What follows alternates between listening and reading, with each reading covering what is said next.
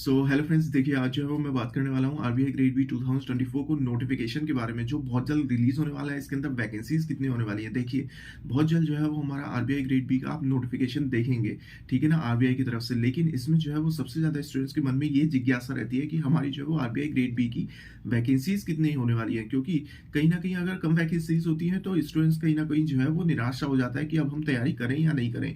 लेकिन अगर वही वैकेंसीज जो है वो आपकी ज्यादा होती है तो उसको कहीं ना कहीं मोटिवेशन मिलता है कि हाँ, अब जो है वो हमारा सिलेक्शन हो जाएगा, हम जो है वो बिल्कुल सिलेक्शन ले लेंगे इस साल।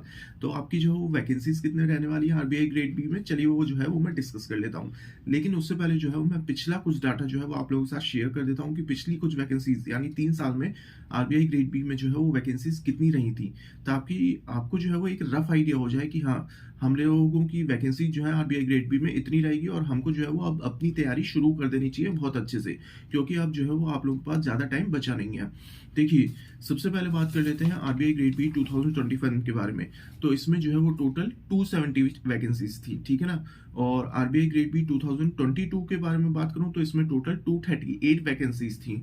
और आरबीआई ग्रेड बी 2023 की बात करूं तो इसमें टोटल वैकेंसीज थी 222।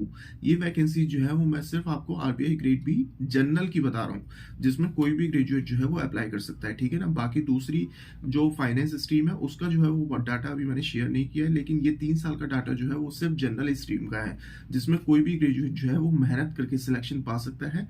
लेकिन बशर्ते हैं आपको मेहनत करनी पड़ेगी, क्योंकि अच्छे अच्छे धुरंधर जो है वो इस एग्जाम को क्वालिफाई करते हैं, इस एग्जाम के लिए जो है वो तैयारी करते हैं, ठीक है ना।